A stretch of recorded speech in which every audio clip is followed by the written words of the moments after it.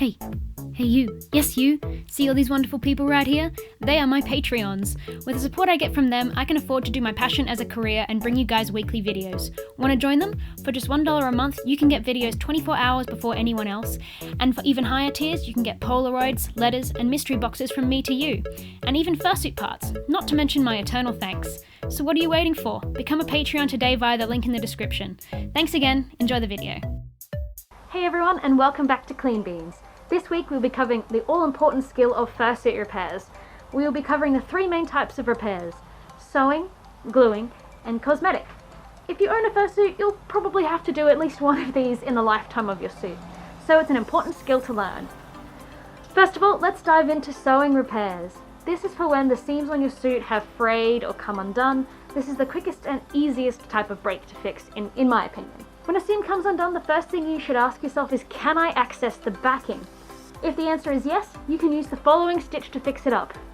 A blanket stitch. The blanket stitch is essentially a series of slip knots holding the fabric pieces together, and here's how we do it. Okay, so this is old Sky, and a little bit of her neck here has come undone. So we're going to use the blanket stitch to fix this area up so we can access the backing, so we can do the blanket stitch. So I've got a bit of thread, and what I've done is I've threaded just a normal sewing needle, and I've threaded it through, and then I've tied both of the ends together like that. So that's how we're going to start. So to start off our blanket stitch, we're going to hold the two pieces that we need to repair together. Okay, so we're going to take our needle and we're going to stick it through both sides of the fabric like that. We're going to pull it through, so we're going to pull it until we reach the end. So you can see that there's going to be a little loop there, and we're going to stick our needle essentially through the little loop at the end. And then you're just going to pull it tight, like that. And essentially all we're going to do is that over and over and over again. So we go through, and you see it'll make a loop there. We're going to get our needle, put it through the loop, and we're going to pull it tight. And we're going to repeat that. And then you reach the end, like so. So I'm going to do one more stitch. And the way that you can find many different ways to close off your stitches, but the way that is the way I tend to do it.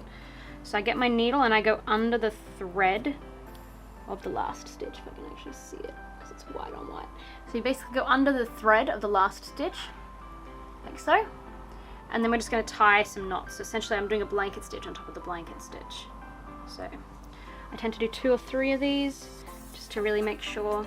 So when you're done, get your scissors, trim it up, repaired. Beautiful. If you can't access the backing, for example, in an area on your head or a fursuit part that you can't turn inside out, a hidden stitch is the best option for you. This is also known as a ladder stitch or a Muppet stitch, and it's excellent for areas where you don't want to see the repair seam. And here's how we do it. So Sky needs hidden stitches done in a lot of places, but let's do this cheek first. For this repair, I'm using a curved needle, and you can get these from your fabric store, Joann's or whatever it is in America. These are a maker's best friend. Seriously, you'll use this once and you'll never go back.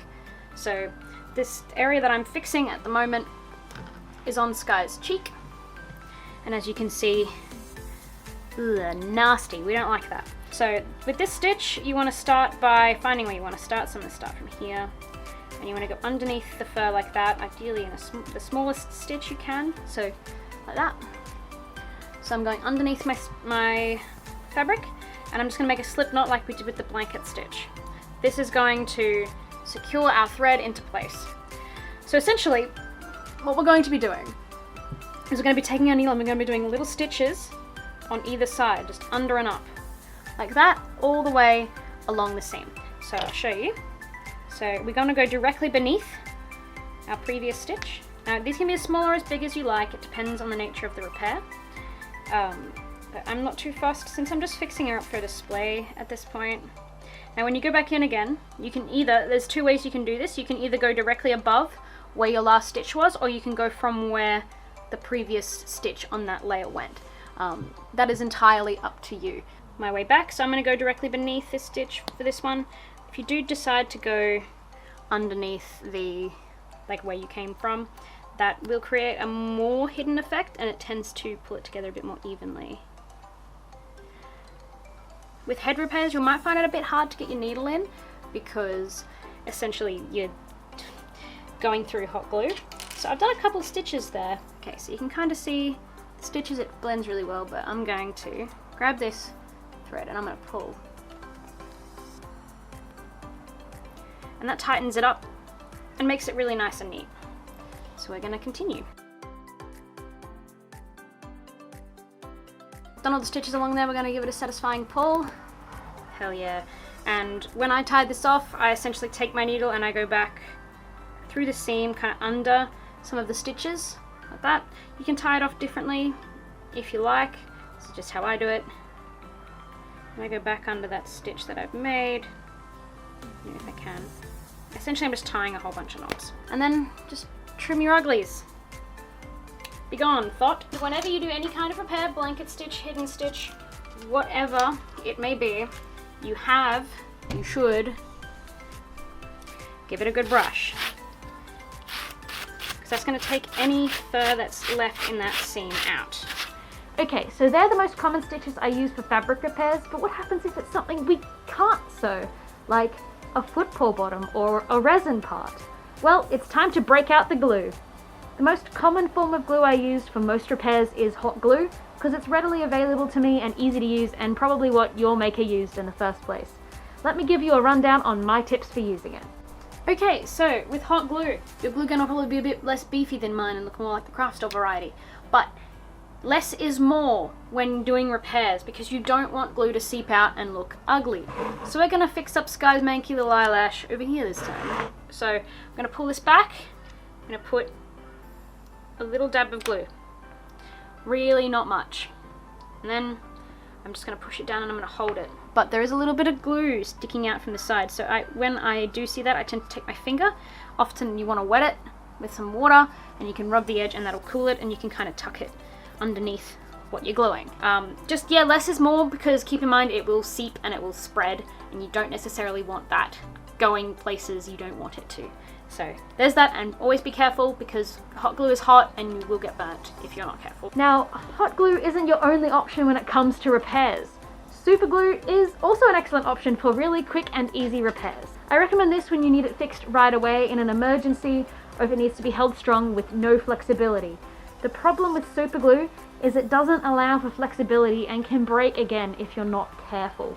But let me show you my tips for using it. So I don't actually have any super glue, but we're going to pretend that this thing of other nondescript glue is super glue. And we're going to pretend that we're fixing Sky's wacky eyelash that people always complain about. So when you're using super glue, you want to be really careful not to get it on your hands. When I was a kid and I first used it, I glued my fingers together for like a week. Don't do that, don't be me. So when you have your super glue, you want to be very, very careful that you're not touching the sticky surfaces if at all possible. So you will put a little dab of glue on that spot and you're essentially just going to hold it in place. It will only take a couple of seconds to cure, so that's no worries. So just wait there and then it will be stuck. Don't use it in any areas that are going to be moved a lot. So don't use it on feet, paw bottoms. Don't use it in areas like ears where you might be bending them around. Use it on things that you want to stay there and that aren't going to be bent and moved around. So that's my main tip for using super glue is be careful. Use gloves if you can, because then it doesn't get on your fingers. But yeah, there's that.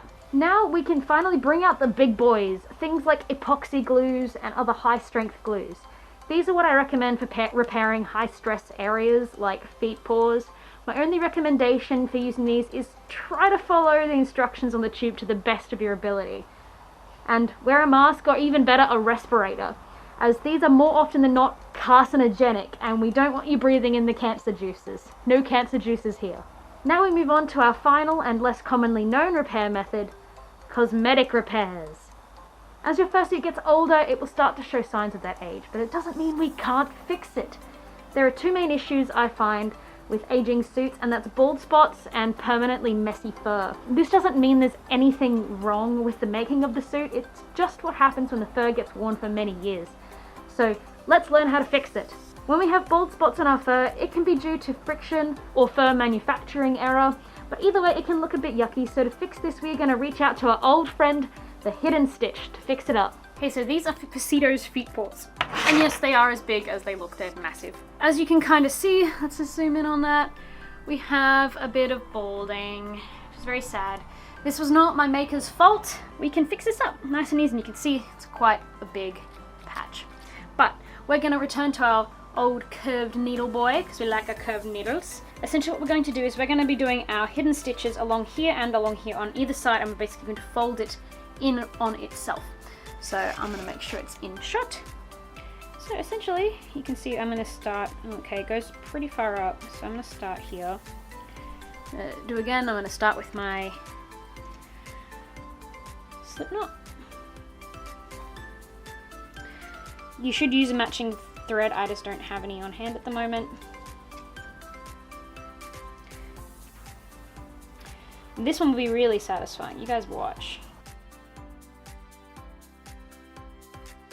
Okay, I'm gonna zoom right in on this. Okay. Just don't want to break it.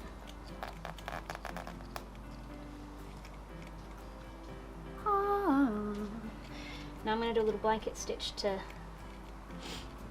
seal it up. So, trim the uglies. I'm going to give it a brush. And there we go. Good as new. Can't barely tell the difference, can you? Let's see a before and after shot of these guys. Winner, winner, winner, chicken dinner. It's my favorite kind of repair. So satisfying, so good. Now, as your fur suit gets older, you'll notice, especially on luxury shag fur suits, the fur tends to clump together and look messy even a few minutes after you brush it.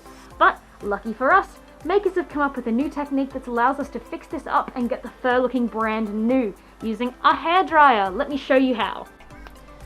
Okay, so I have Sky's old head, and as you can see, this is kind of what aging fur tends to look like. You'll notice it'll clump together in bits. Like when you brush it, it does separate, but honestly 5 seconds of fursuiting will pretty much undo all of that. When we do heat treatments, we're going to need a hairdryer. So the settings you want for this is you want to make sure it's on the hottest, and it's up to you which speed you use. So essentially the way we're going to do this, I'm just going to use the back of this neck here like that, is you're going to heat up a small area of fur. So we're going to do half of it so you guys can see the difference. So turn it to max.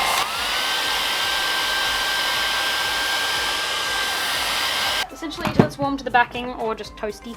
And then you're going to get your brush and you're going to brush it in the direction you want it to stay, because wherever you brush it is how it's going to stay. The fur looks a lot smoother, it looks a lot newer. It just tends to help it stay like this when you're suiting, and it removes all of this gross clumpy behavior, because we don't want that.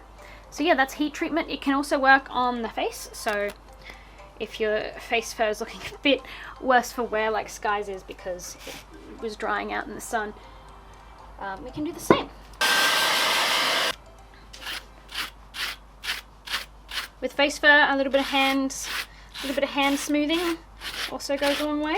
And there you go, that actually looks a lot better. So I think that just about covers it. 3 different types of repairs and several different methods thereafter to fix up your suit when things go wrong. Are there any methods I forgot to mention? Let me know down below, and I'll see you all on the next episode of Clean Beans. Subscribe for more fursuit making content, and I'll see you next week.